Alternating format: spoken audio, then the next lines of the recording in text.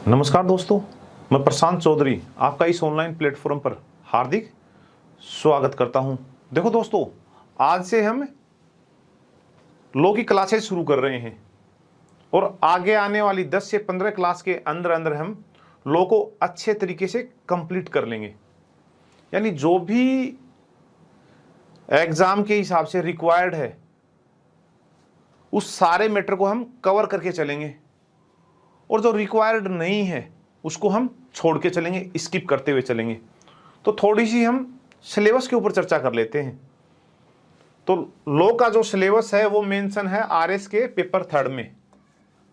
RS के paper third में law का सिलेबस मेंशन है और ये पोर्शन कितने मार्क्स का है? 20 मार्क्स का है। ये पोर्शन है, ये 20 नंबरों का है, 20 मार्क्स का है। और इसमें बहुत बड़े क्वेश्चन नहीं पूछे जाते हैं, इसमें क्वेश्चन है वो छोटे ही पूछे जाते हैं, जैसे 2 मार्क्स के और 5 मार्क्स के। जो 2 मार्क्स के क्वेश्चन पूछे जाते हैं उनका आंसर देना होता है 15 शब्दों में, और जो 5 मार्क्स के क्वेश्चन पूछे जाते हैं उनका आंसर देना होता है 50 शब्दों में। 2-2 मार्क्स के 5 क्वेश्चन पूछे जाएंगे और 5-5 मार्क्स के 2 क्वेश्चन पूछे जाएंगे। तो क्वेश्चनों की प्रकृति को देखने से आपको एक बात तो समझ में आ गई होगी कि जो लॉ का मामला है वो स्कोरिंग हो सकता है, क्योंकि इसमें छोटे क्वेश्चन पूछे जा रहे हैं। तो अगर आपके लॉ की समझ ठीक है आपकी, तो आप 20 में से 15 मार्क्स तक ऑब्टेन कर सकते हो, आप 20 में से 15 नंबर तक लेके आ सकते हो, बशर्ते आपकी लॉ की समझ ठीक होनी चाहिए। तो हम क्या करेंगे कि जो ये लॉ का मैटर है इसको हम काफ़ी इजी लैंग्वेज में देखेंगे, काफ़ी सरल भाषा में देखेंगे। क्योंकि देखो, लॉ के मामले में समस्या क्या है? लॉ के मामले में बाजार के अंदर जो मटेरियल अवेलेबल है वो लॉ की भाषा में ही अवेलेबल है, कानून की भाषा में ही अवेलेबल है, और कानून की भाषा आपको पता है बहुत टफ होती है। तो फिर स्टूडेंट को पढ़ के मज़ा नहीं आता है, उसको लगता है कि यार इसको छोड़ देते हैं, नहीं तो ये समझ में आ रहा है और मज़ा भी नहीं आ रहा है, तो बच्चे फिर उसको स्किप कर देते हैं। बच्चे कोशिश करते हैं किसी दूसरे सेक्शन में इसकी क्षतिपूर्ति कर लें, जबकि मामला तो यही स्कोरिंग है। तो हम क्या करेंगे, जो लॉ का मैटर है उसको बहुत ही आसान भाषा में इजी तरीके से समझेंगे। तो आपको पूरा वीडियो एक एक शब्द बहुत ध्यान से सुनना है, ठीक है? तो हम 15-20 क्लास में आराम से इसको कंप्लीट कर लेंगे। तो चलो शुरुआत कर लेते हैं, और शुरुआत कर लेते हैं हम घरेलू हिंसा अधिनियम से। इससे शुरुआत कर लेते हैं हम। Protection of women from domestic violence act 2005, यानी घरेलू हिंसा से महिलाओं का संरक्षण अधिनियम 2005। घरेलू हिंसा से महिलाओं का संरक्षण अधिनियम, महिलाओं का संरक्षण अधिनियम 2005, संरक्षण अधिनियम 2005। और ये कानून किसने बनाया है? भारत की संसद ने बनाया है, इसलिए ये केंद्रीय कानून है, सेंट्रल लॉ है। तो ये कानून किसने बनाया है? संसद ने बनाया है, इसलिए ये केंद्रीय कानून है। क्योंकि केंद्र सरकार में विधायिका कौन है? भारत की संसद। तो ये कानून भारत की संसद ने बनाया है, तो ये केंद्रीय कानून हो गया, केंद्रीय कानून हो गया। और इस कानून में संशोधन करने की शक्ति किसके पास होगी? अरे संसद का बनाया हुआ कानून है, तो संशोधन करने की शक्ति भी संसद के पास ही होगी। तो संशोधन करने की शक्ति भी इस कानून में किसके पास है? संसद के पास ही। संशोधन की शक्ति भी संसद के पास ही है। और ये कानून पूरे भारत में लागू है। जब ये कानून 2005 में बना था तब ये व्यवस्था की गई थी कि जम्मू एंड कश्मीर को छोड़कर ये बाकी पूरे भारत में लागू हो जाएगा। लेकिन आपको पता ही है 2019 में J&K की जो विशेष स्थिति थी उसको समाप्त कर दिया है, तब ये कानून जम्मू एंड कश्मीर के अंदर भी लागू है। कब बना था ये कानून? ये कानून 2005 में बना था। और लागू कब से हुआ था ये? 2006 से। 2006 से ये कानून लागू हो गया था। और ये कानून कैसा है? ये कानून सिविल कानून है। ये कानून आपराधिक कानून नहीं है, ये क्रिमिनल लॉ नहीं है, ये सिविल लॉ है, ये दीवानी कानून है। हिंदी में थोड़ा सा अर्थ सिविल को दीवानी बोलते हैं, तो कई बार अर्थ का अनर्थ भी हो जाता है, क्योंकि वैसे भी आपकी जो एज है उसमें आपको दीवाना और दीवानी ज्यादा समझ में आएंगे, तो हम इसको सिविल ही बोल लेते हैं। ये कैसा कानून है? सिविल कानून है। कैसा कानून है?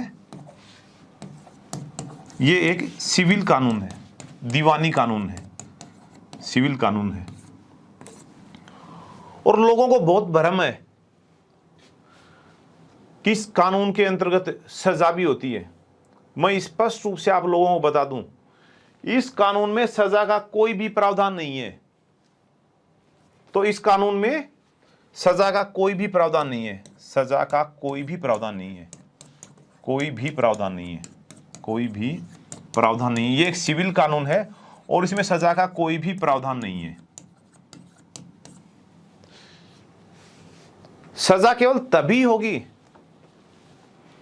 जब कोई व्यक्ति मजिस्ट्रेट के आदेश को फॉलो नहीं करेगा। वैसे इस कानून में डायरेक्ट रूप से सजा का कोई भी प्रावधान नहीं है। सजा केवल तभी जब मजिस्ट्रेट के द्वारा दिए गए आदेश का कोई पालन नहीं करे। ठीक है, इसीलिए तो ये कानून इतना इंपॉर्टेंट है। ऐसा थोड़ी है कि 2005 से पहले महिलाओं को घरेलू हिंसा से बचाने के लिए कोई कानून ही नहीं था। 2005 से पहले काफी कानून थे, आज भी वो कानून है। इस कानून की आवश्यकता क्यों हुई, इसके ऊपर थोड़ी चर्चा करते हैं, फिर आपको समझ में आएगा कि ये कानून इतना ज्यादा इंपॉर्टेंट क्यों है। क्योंकि 2005 से पहले क्या व्यवस्था थी? अगर किसी भी महिला के साथ घरेलू हिंसा होती थी तो उसके पास एक ही ऑप्शन था कि वो एफआईआर लॉन्च करवा दे। और जब कोई महिला एफआईआर लॉन्च करवाती थी तो आपको पता है एफआईआर कहां पर होती है? पुलिस स्टेशन में होती है। और पुलिस जब घर में आ जाती है तो आपको यह भी समझ में आता है कि जिसके खिलाफ मामला होता है उसका क्या हाल करती है। हाल का बेहाल कर देती है, मारपीट भी करती है पुलिस। तो भारतीय पुलिस के बारे में तो सब लोग जानते ही हो। तो 2005 से पहले महिलाओं के पास एक ही ऑप्शन था कि अगर घर में उनके साथ हिंसा हो रही है तो उनको एफआईआर करनी पड़ती थी। सामान्यतः मान लेते हैं एग्जाम्पल के रूप में, पति पत्नी के बीच में कोई विवाद होता था, पति पत्नी की पिटाई कर देता था, और अगर पत्नी के पास सिर्फ एक ही ऑप्शन था कि वो पति के खिलाफ एफआईआर करे। और अगर एफआईआर हो गई तो पुलिस ने पति को उठा लिया, उसके साथ मारपीट की, उसको जेल में डाल दिया, तो इसे घर टूटने तक की नौबत आ जाती थी। क्योंकि फिर पति में भी तो ईगो आ जाता था ना कि इस महिला ने मेरे को पिटवाया है, अब मैं मर जाऊंगा लेकिन इसको साथ नहीं रखूंगा। तो इसे घर तक टूट जाते थे। तो बेचारी महिलाएं क्या करती थी? घर को बचाने के लिए एफआईआर ही लॉन्च नहीं करवाती थी, या बहुत कम मात्रा में ही एफआईआर लॉन्च होती थी। तो फिर संसद ने सोचा कि कोई ऐसा कानून बनाए जो महिलाओं को घरेलू हिंसा से भी बचा दे और जो उत्पीड़न करता है, जो परेशान करने वाला है, उसकी भी अक्ल ठिकाने आ जाए। तो इसके लिए फिर यह कानून 2005 में पारित किया गया, क्योंकि इसमें एफआईआर नहीं होती है। इसमें मामला पुलिस स्टेशन में शुरुआती मामले में नहीं जाता है। इसमें एफआईआर की जगह डीआईआर होती है, डोमेस्टिक इंसिडेंट रिपोर्ट। समझेंगे हम पूरे के पूरे एक्ट को ही समझेंगे तो आपको इस एक्ट की इंपॉर्टेंस भी समझ में आ जाएगी। पहले यह देख लेते हैं कि कौन किसके खिलाफ डीआईआर दर्ज करवा सकता है। एफआईआर की जगह यहां क्या है? DIR, domestic incident report. यानी यहां पीड़ित कौन होगा? और परेशान करने वाला कौन होगा, इसको हम देख लेते हैं। यहां पीड़ित हमेशा और हमेशा एक महिला ही होगी, क्योंकि कानून का नाम ही है महिलाओं का घरेलू हिंसा से संरक्षण अधिनियम 2005। तो यहां पीड़िता कौन होगी, केवल और केवल महिला ही होगी। तो थोड़ा सा हम डायग्राम के माध्यम से समझने की कोशिश करते हैं। इसको हम महिला मान लेते हैं। जो लड़कियां इस वीडियो को देख रही हैं तो उनको नाराज नहीं होना है, क्योंकि मेरे को ऐसा ही डायग्राम बनाना आता है, तो थोड़ा सा लंबे बाल कर देते हैं।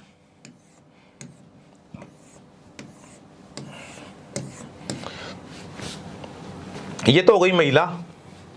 और परेशान करने वाला कौन होगा, हमेशा पुरुष ही होगा। इस कानून में पीड़िता हमेशा महिला होगी और परेशान करने वाला यानी उत्पीड़न करने वाला हमेशा और हमेशा पुरुष ही होगा। तो यहां हम पुरुष का भी फोटो बना लेते हैं। इसको थोड़ा सा खूंखार दिखा देते हैं, बड़ी बड़ी आंखें, बड़ा नाक, मुंह भी थोड़ा बड़ा दिखा देते हैं। तो ये पुरुष हो गया। यहां जो पीड़ित होती है उसको क्या कहेंगे, एग्रीव्ड पर्सन। एग्रीव्ड पर्सन कहेंगे। जो पीड़ित होती है इसको कहेंगे एग्रीव्ड पर्सन। एग्रीव्ड पर्सन, व्यथित व्यक्ति, हिंदी में व्यथित व्यक्ति, व्यथित व्यक्ति। तो इस कानून के अनुसार एग्रीव्ड पर्सन कौन होगा, हमेशा महिला ही होगी, और हिंदी में इसको कहेंगे व्यथित व्यक्ति। और जो उत्पीड़न करता है, परेशान करने वाला है, जो शैतान है, इसको क्या कहेंगे, इसको कहेंगे रेस्पोंडेंट। इसको कहेंगे रेस्पोंडेंट, प्रत्यर्थी, हिंदी में प्रत्यर्थी। देखो अन्य कानूनों में जो उत्पीड़न करता होता है, जो क्राइम करता है, उसको क्या कहते हैं, एक्यूज्ड कहते हैं, अभियुक्त कहते हैं। लेकिन इस कानून में उसको अभियुक्त ने कह के रेस्पोंडेंट कहा गया है, थोड़ा सा कम खतरनाक बताया गया है, उसको प्रत्यर्थी कहा गया है। ठीक है। तो इस कानून के तहत जो उत्पीड़न करता है उसको क्या कहेंगे, रेस्पोंडेंट, प्रत्यर्थी।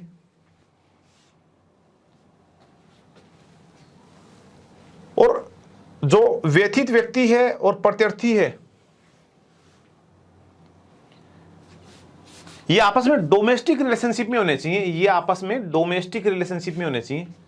ये डोमेस्टिक रिलेशनशिप में होने चाहिए। डोमेस्टिक रिलेशनशिप में, रिलेशनशिप में होने चाहिए।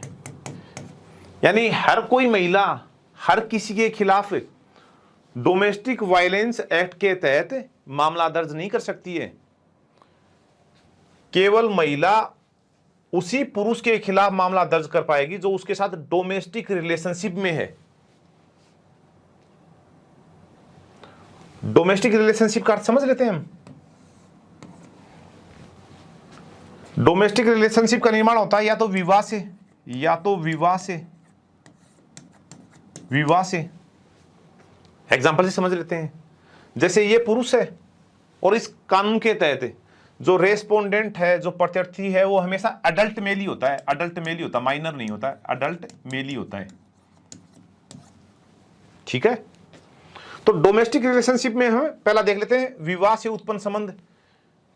विवाह से कैसे संबंध बन सकते हैं, पति पत्नी के संबंध बन सकते हैं, देवर भाभी के संबंध बन सकते हैं,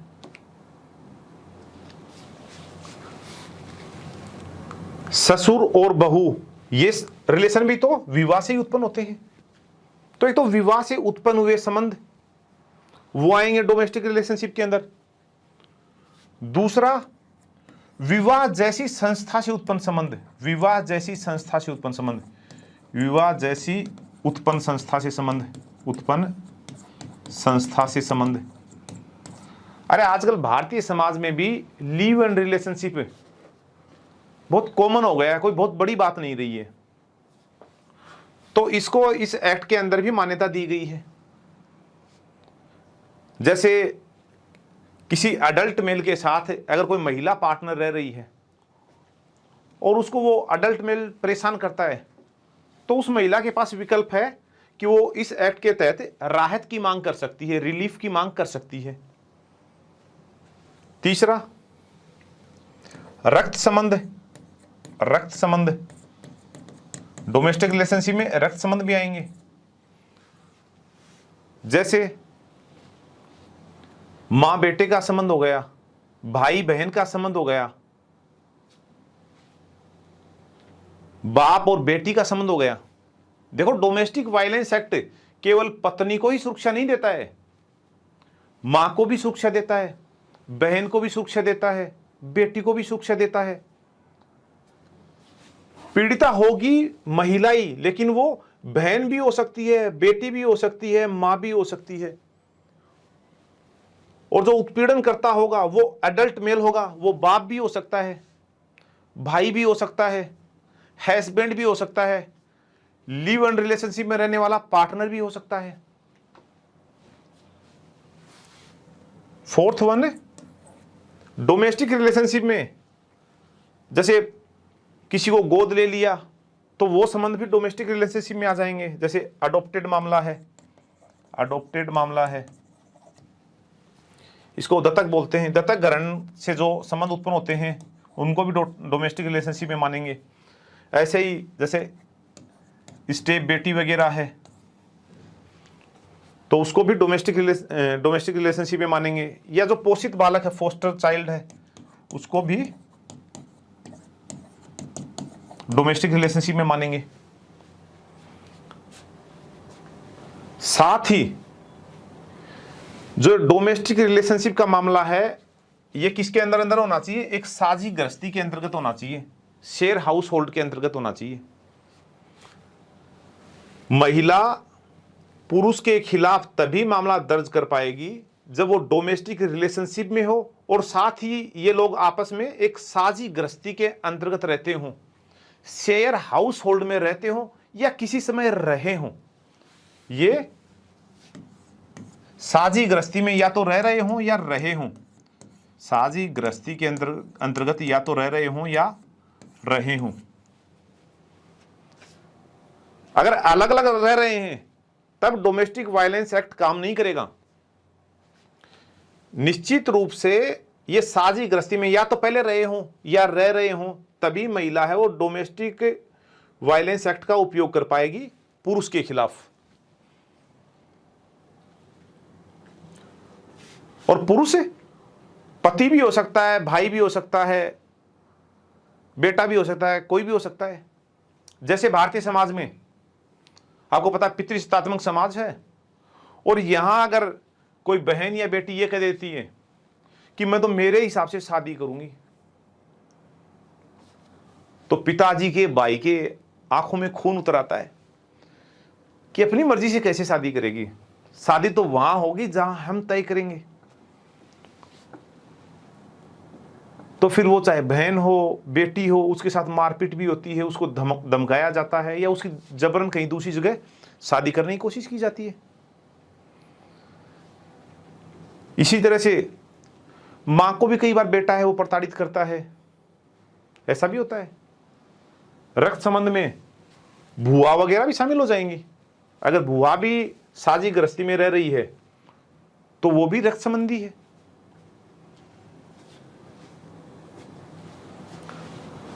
तो मामला कब बनेगा? जब दोनों के बीच में यानी रेस्पोंडेंट और एग्रीव्ड पर्सन के बीच में डोमेस्टिक रिलेशनशिप हो। डोमेस्टिक रिलेशनशिप कितने प्रकार की है इसके ऊपर हमने चर्चा कर ली, और ये लोग साझी गृहस्थी में रह रहे हों। साझी गृहस्थी का क्या अर्थ है इसको भी देख लेते हैं। शेयर हाउस होल्ड, देखो शेयर हाउस होल्ड के अंतर्गत ये हो सकता है कि जो एग्रीव्ड पर्सन है, व्यथित महिला है, इसके पूरे स्वामित्व में हो वो घर, यानी पूरी ये मालकिन हो। या ये हो सकता है कि अकेला रेस्पोंडेंट उस घर का स्वामी हो, मालिकाना हक उसके पास हो, या वो घर है वो इनके संयुक्त ओनरशिप में हो सकता है, दोनों का मालिकाना हक हो, यानी रेस्पोंडेंट का और एग्रीव्ड पर्सन का। या ये भी हो सकता है कि अगर वो जॉइंट फैमिली में रह रहे हैं तो न तो उसमें एग्रीव्ड पर्सन का मालिकाना हक है और न ही रेस्पोंडेंट का मालिकाना हक है, लेकिन उसके बावजूद भी हम उसको साझी गृहस्थी ही मानेंगे। और अगर वो लोग किराए पे रह रहे हैं तो भी हम उसको साझी गृहस्थी ही मानेंगे। ठीक है,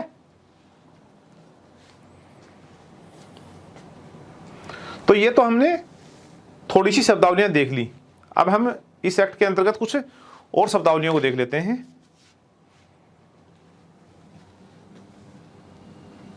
जैसे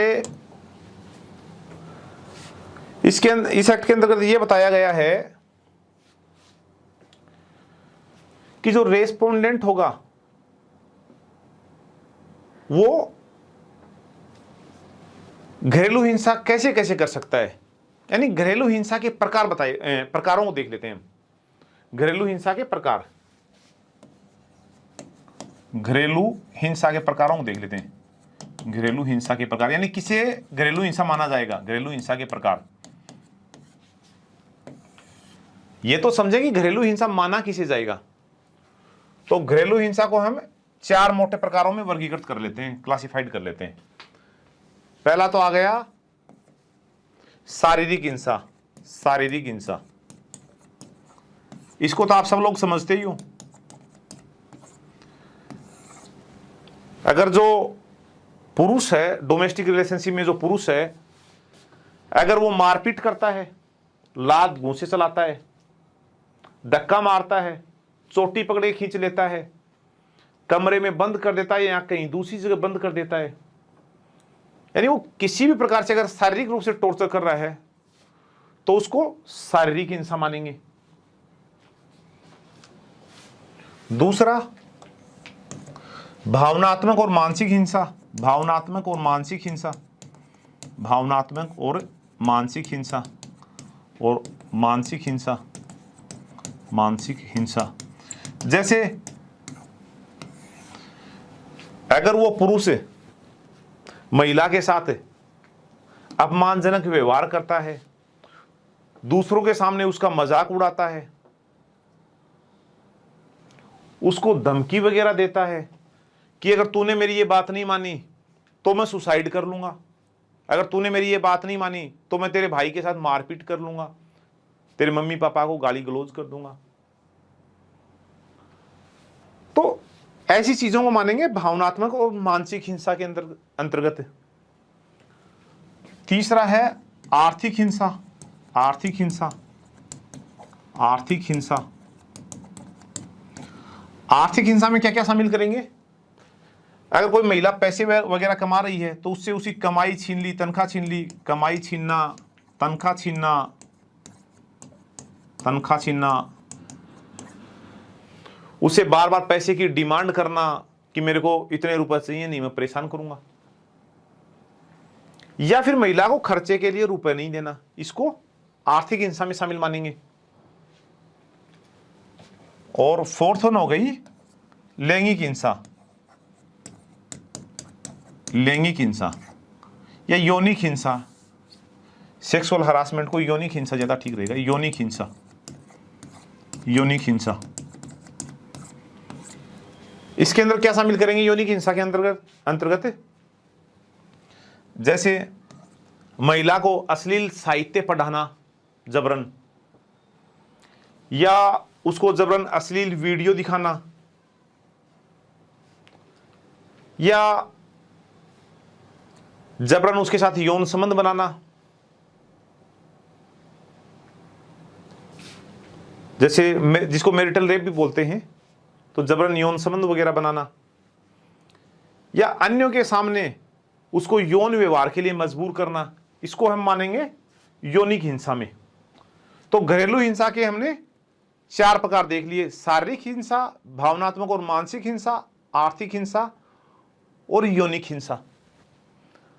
और आपको पता है कि कोई भी हिंसा अकेली नहीं होती है, ये हिंसा आपस में इंटरलिंक्ड होती है। ऐसा थोड़ी है कि किसी व्यक्ति के साथ सिर्फ भावनात्मक और मानसिक हिंसा ही हो रही है, उसके साथ आर्थिक हिंसा नहीं हो रही है। ये तो आपस में इंटरलिंक्ड है सारी की सारी। तो कोई भी हिंसा वो अकेले नहीं होती है। ठीक है, अब महिला के साथ घरेलू हिंसा हो रही है तो महिला करेगी क्या?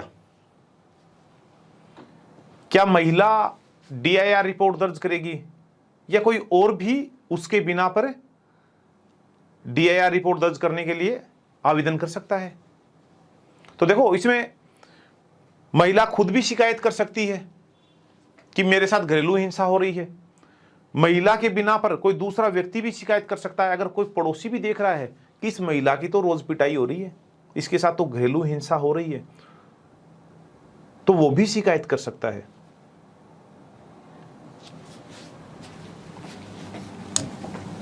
तो शिकायत है वो कोई भी कर सकता है, कोई समस्या नहीं है। शिकायत है वो स्वयं महिला भी कर सकती है, महिला भी कर सकती है, या कोई अन्य भी कर सकता है, अन्य भी कर सकता है, अन्य भी कर सकता है, कोई समस्या नहीं है।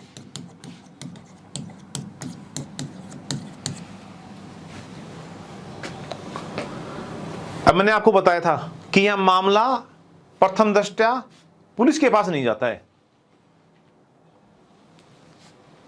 अरे इसीलिए तो एक कानून बनाया गया है कि मामला पुलिस के पास नहीं जाए, ताकि परिवार बचा रहे। तो इस एक्ट में एक तो प्रोटेक्शन ऑफिसर की व्यवस्था की गई है, संरक्षण अधिकारी की। इस एक्ट के अंतर्गत एक तो संरक्षण अधिकारी की व्यवस्था की गई है, संरक्षण अधिकारी की व्यवस्था की गई है, और एक सेवा प्रदाता की व्यवस्था की गई है, सर्विस प्रोवाइडर की व्यवस्था की गई है, सेवा प्रदाता की व्यवस्था की गई है। समझ लेते हैं कि ये क्या, कौन होते हैं, क्या होता है। तो प्रोटेक्शन ऑफिसर कौन होता है, संरक्षण अधिकारी कौन होता है? तो राज्य सरकार के द्वारा नियुक्त ऐसा अधिकारी होता है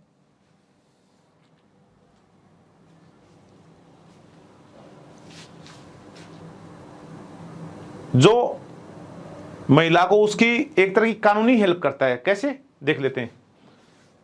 जैसे महिला की तरफ से जो DIR होती है, डोमेस्टिक इंसिडेंट रिपोर्ट, ये संरक्षण अधिकारी के द्वारा ही भरी जाती है, उसके काउंटर साइन होते हैं। या वकील DIR नहीं भर सकता है। जो संरक्षण अधिकारी होगा वो ही DIR भरेगा। FIR की जगह यहां क्या है, DIR, डोमेस्टिक इंसिडेंट रिपोर्ट। तो महिला किसके पास जाएगी, संरक्षण अधिकारी के पास जाएगी, और संरक्षण अधिकारी को आप बीती बताएगी कि मेरे साथ तो मारपीट होती है, या जो भी मामला होता है, आर्थिक हिंसा होती है, या यौनिक हिंसा होती है, शारीरिक हिंसा होती है, या भावनात्मक और मानसिक हिंसा होती है, सारी प्रकार की हिंसाएं होती हैं। ये बात महिला किसको बताएगी, संरक्षण अधिकारी को बताएगी। फिर संरक्षण अधिकारी इसको दर्ज करेगा। एक निश्चित फॉर्मेट होता है DIR का, डोमेस्टिक इंसिडेंट रिपोर्ट का एक पूरा फॉर्म टाइप का होता है। तो उस फॉर्मेट के अंतर्गत संरक्षण अधिकारी उस घटना को दर्ज कर देता है। या महिला DIR नहीं भरती है, DIR कौन भरेगा, संरक्षण अधिकारी भरेगा। महिला की तरफ से संरक्षण अधिकारी DIR दर्ज कर लेगा और महिला को रेसिप्ट दे देगा कि आपकी DIR दर्ज हो गई है। फिर संरक्षण अधिकारी क्या करेगा, इस DIR को मजिस्ट्रेट के पास लेके जाएगा, इस DIR को मजिस्ट्रेट के पास लेके जाएगा।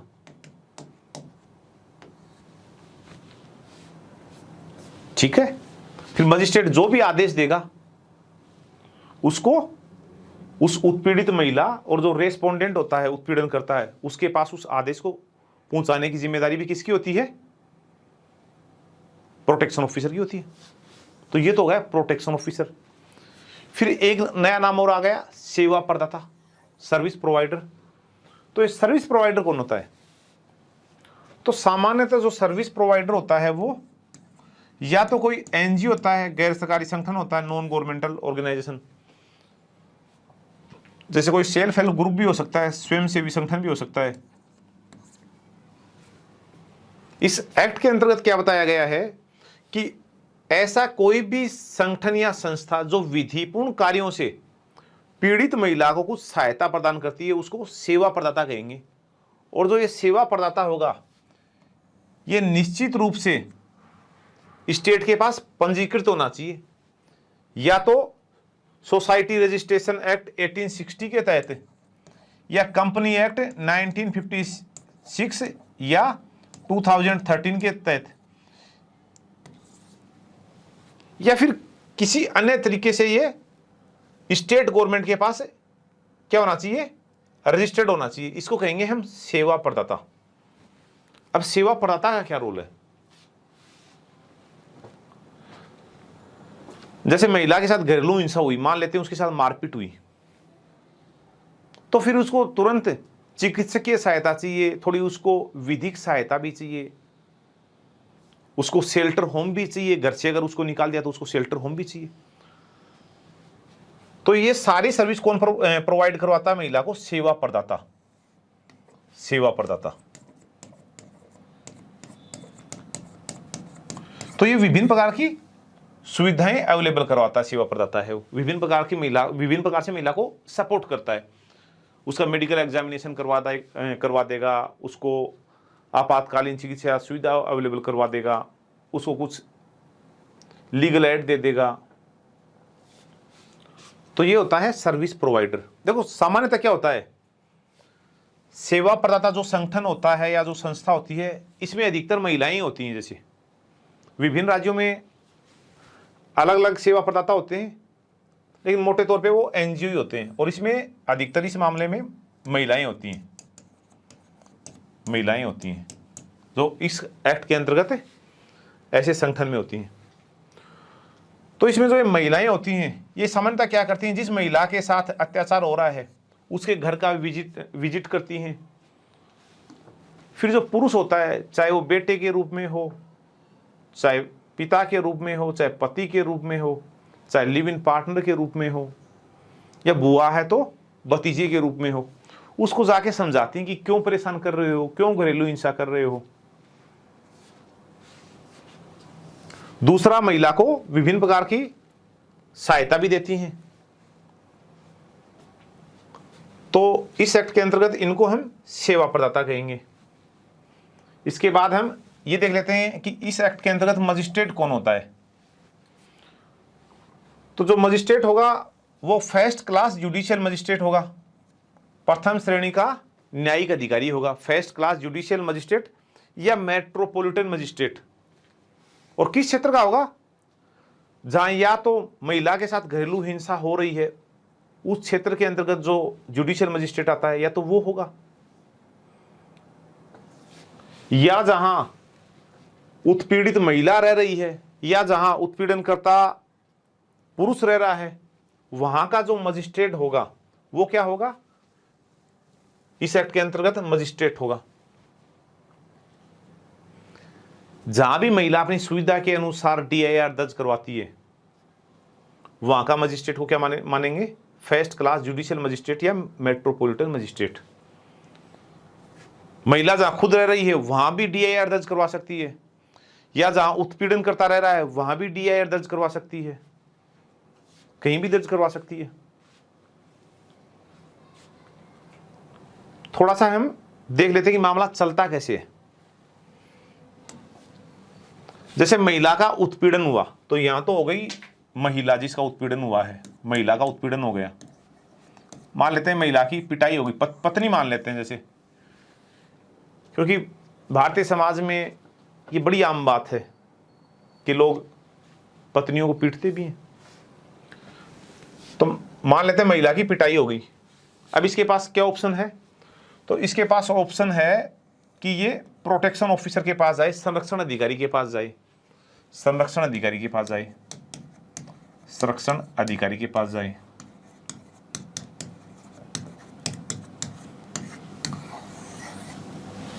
दूसरा ऑप्शन भी है इसके पास कि ये कहां चली जाए? सर्विस प्रोवाइडर के पास चली जाए, सेवा प्रदाता के पास चली जाए, सेवा प्रदाता के पास चली जाए।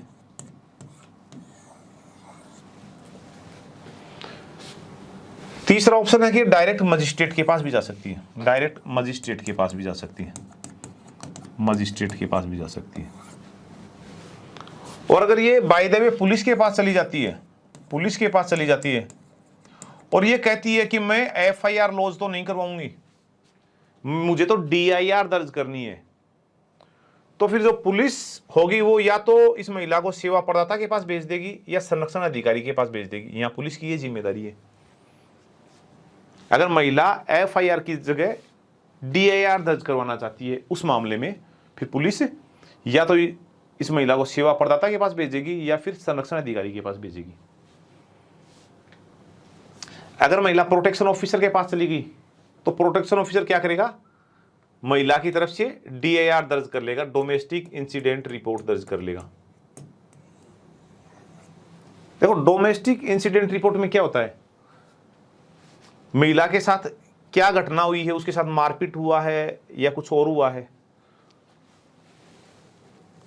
वो सब कुछ वर्णन किसमें होगा, DIR में होगा। महिला के साथ घरेलू हिंसा कौन कर रहा है उसका वर्णन भी DIR में होगा। और महिला को रिलीफ क्या चाहिए वो भी DIR में दर्ज होगा। महिला डिमांड करेगी ना कि मुझे ये रिलीफ चाहिए, मुझे ये अनुतोष चाहिए, मुझे ये राहत चाहिए, क्योंकि इस एक्ट के अंतर्गत सजा का प्रावधान नहीं है। यहां महिला मजिस्ट्रेट के पास रिलीफ के लिए जाती है, तो DIR में क्या दर्ज होगा, महिला के साथ क्या घटना हुई है, किसने की है और महिला को रिलीफ क्या चाहिए। तो महिला की तरफ से DIR दर्ज कौन करेगा, संरक्षण अधिकारी दर्ज करेगा। वकील DIR दर्ज नहीं कर सकता है क्योंकि संरक्षण अधिकारी के काउंटर साइन होते हैं।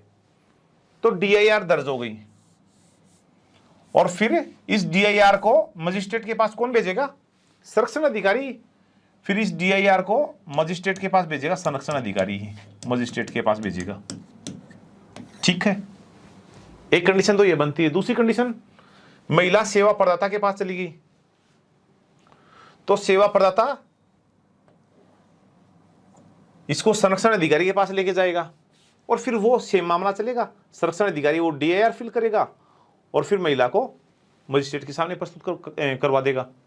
ये भी हो सकता है कि इसकी तरफ से जो सेवा प्रदाता होता है वो भी DIR दर्ज कर दे और इसको मजिस्ट्रेट के पास लेके जाए, ऐसा भी हो सकता है।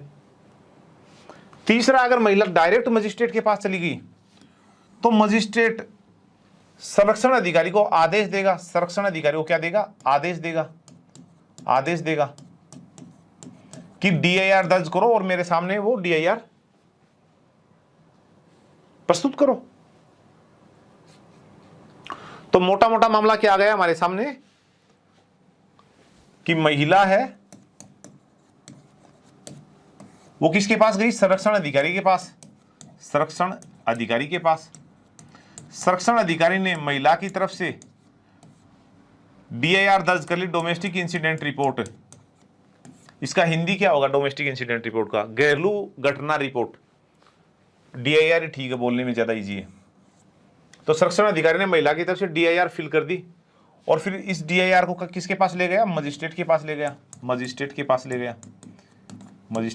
ले गया। मजिस्ट्रेट को जिस दिन DIR मिली है उसके विद इन 3 डेज, DIR मिलने के 3 दिन के अंदर और मजिस्ट्रेट है वो फर्स्ट हियरिंग डेट देगा। 3 दिन के अंदर फर्स्ट हियरिंग डेट देगा कि फर्स्ट हियरिंग कब होगी। तो 3 दिन के अंदर फर्स्ट हियरिंग डेट देगा। हियरिंग डेट देगा। सुनवाई के लिए प्रथम तारीख देगा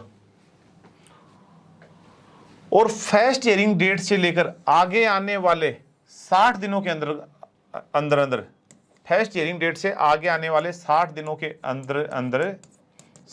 अंदर मामले की सुनवाई हो जाएगी और मजिस्ट्रेट है वो अपना फाइनल डिसीजन दे देगा।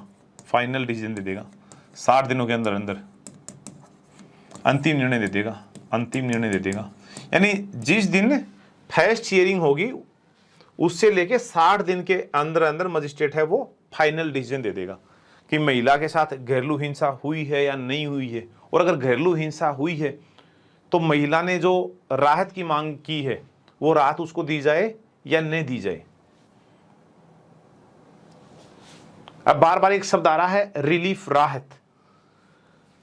राहत। तो महिला कौन कौन सी राहत की मांग कर सकती है, क्योंकि इस एक्ट के अंतर्गत महिला केवल राहत की ही मांग कर सकती है, पुरुष के सजा की मांग नहीं कर सकती है। सजा तो पुरुष अपने लक्षणों से पा सकता है, अगर वो मजिस्ट्रेट की बात नहीं मानेगा तब पुरुष को सजा हो सकती है। अन्यथा अगर मजिस्ट्रेट उस पुरुष को जो आदेश देता है, अगर उन आदेश को मान लेता है पुरुष, तो फिर पुरुष को सजा नहीं होगी। महिला कौन कौन से राहत की मांग कर सकती है, कौन कौन से रिलीफ की मांग कर सकती है, उसको देख लेते हैं। तो एक तो महिला क्षतिपूर्ति की मांग कर सकती है, क्षतिपूर्ति की मांग कर सकती है, कंपनसेटरी रिलीफ की मांग कर सकती है, क्षतिपूर्ति की मांग कर सकती है। जैसे महिला के साथ कोई शारीरिक घटना हो गई, शारीरिक हिंसा हो गई, या मानसिक घटना हो गई, मानसिक हिंसा हो गई, तो इसके लिए महिला क्षतिपूर्ति मांग सकती है। जैसे मान लेते हैं महिला जिस कार को यूज करती थी, उस कार को जला दिया उस पुरुष ने, तो इसके लिए मजिस्ट्रेट क्या कर देगा, क्षतिपूर्ति का ऑर्डर दे देगा।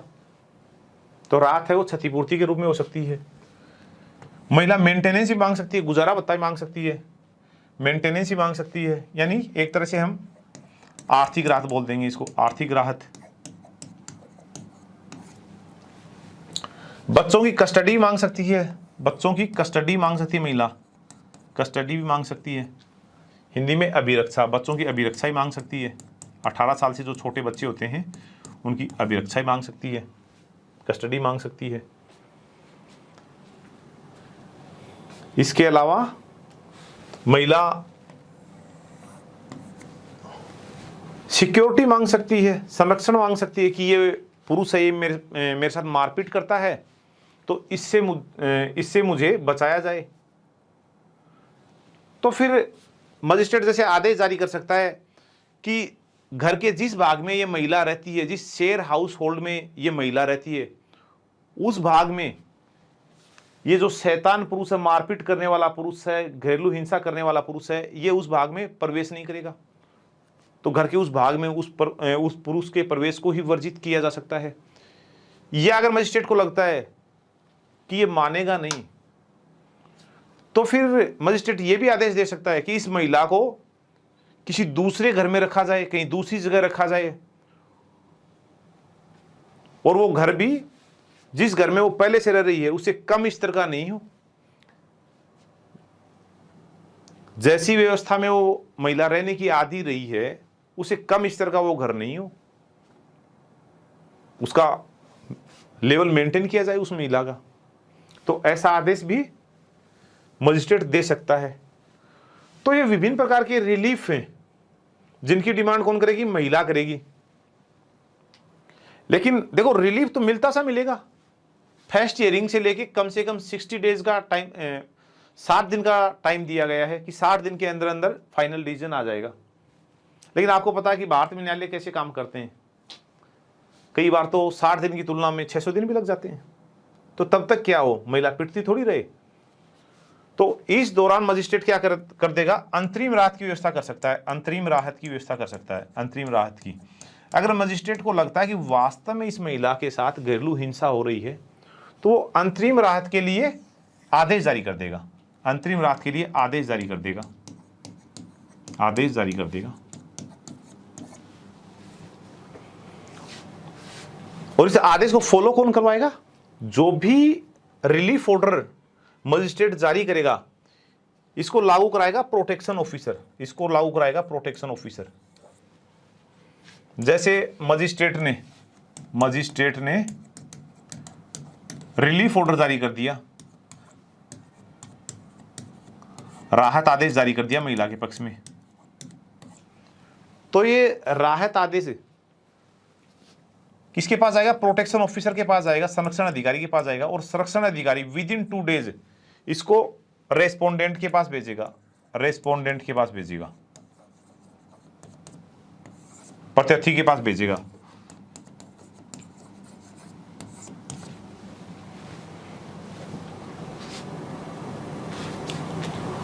और अगर प्रत्यार्थी मजिस्ट्रेट के आदेश को नहीं मानता है तो उस दशा में क्या होगा, इस प्रत्यार्थी को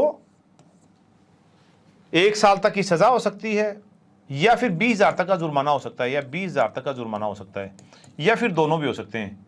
1 साल तक की सजा या 20,000 जुर्माना, या दोनों। तो प्रत्यर्थी को सजा केवल और केवल किस मामले में होगी? जब वो मजिस्ट्रेट के आदेश को फॉलो नहीं करेगा तब। और यहां पर जो प्रोटेक्शन ऑफिसर है, इसकी भी ड्यूटी है कि ये मजिस्ट्रेट का जो आदेश है उसको प्रत्यर्थी के पास पहुंचाए, या अगर मजिस्ट्रेट को नोटिस जारी करता है दोनों ही पक्षों को, पीड़ित महिला को और प्रत्यर्थी को, तो उनके नोटिस को एक निश्चित टाइम के अंदर दोनों के पास पहुंचाए। और अगर प्रोटेक्शन ऑफिसर अपनी ड्यूटी नहीं निभाता है तो मजिस्ट्रेट इसको भी 1 साल की सजा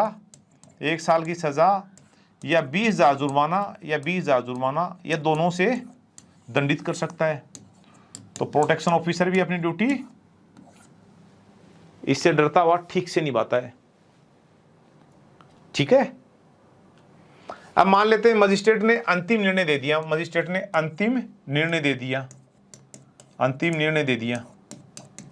मामले को सुन के अंतिम निर्णय दे दिया, जैसे राहत का आदेश दे दिया अंतिम निर्णय में। और क्या होगा इसमें? तो राहत के आदेश ही तो होते हैं। तो या तो महिला के पक्ष में दे दिया राहत का आदेश, या अगर मजिस्ट्रेट को लगता है कि ये महिला तो झूठी है तो भी आदेश जारी कर देगा कि मामले को खारिज किया जाता है, आरोप थे वो निराधार थे। तो क्या इस मजिस्ट्रेट के अंतिम निर्णय के विरुद्ध कहीं अपील भी की जा सकती है? तो बिल्कुल की जा सकती है, अपील भी की जा सकती है। और अपील कहां पर की जाएगी? अपील सेशन कोर्ट में की जाएगी। सेशन कोर्ट में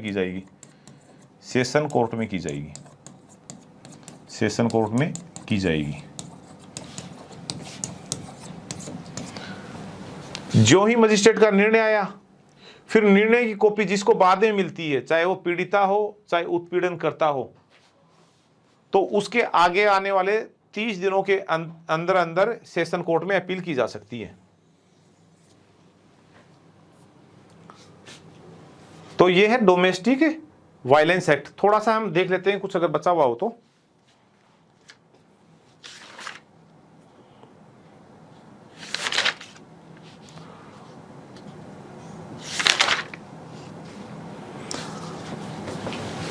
इसमें जैसे केंद्र और राज्य सरकार के कर्तव्य भी दिए गए हैं एक्ट के अंतर्गत ही, कि केंद्र और राज्य सरकार के क्या क्या कर्तव्य होने चाहिए इस एक्ट के संदर्भ में। तो देखो केंद्र और राज्य सरकार के क्या कर्तव्य होंगे, वही बड़ी बड़ी बातें कि केंद्र सरकार को और राज्य सरकारों को इस एक्ट का काफी प्रचार प्रसार करना चाहिए, महिलाओं में इसके प्रति जागरूकता उत्पन्न करनी चाहिए, ताकि जब महिला के साथ घरेलू हिंसा हो जाए तो वो मजिस्ट्रेट के पास या प्रोटेक्शन ऑफिसर के पास या सर्विस प्रोवाइडर के पास चली जाए। Adequate number of protection officer प्रत्येक स्टेट में होने चाहिए। जैसे वर्तमान में क्या स्थिति है, जैसे वर्तमान में कई राज्यों में जो CDPO होते हैं या रजिस्ट्रार होते हैं, उन्हीं को प्रोटेक्शन ऑफिसर भी बना दिया जाता है। जबकि एक्ट में ये कहा गया है कि जहां तक पॉसिबल हो अलग से प्रोटेक्शन ऑफिसर की पोस्ट होनी चाहिए, और जहां तक संभव हो वो महिला होनी चाहिए। लेकिन ये बातें तो आदर्श बातें हैं।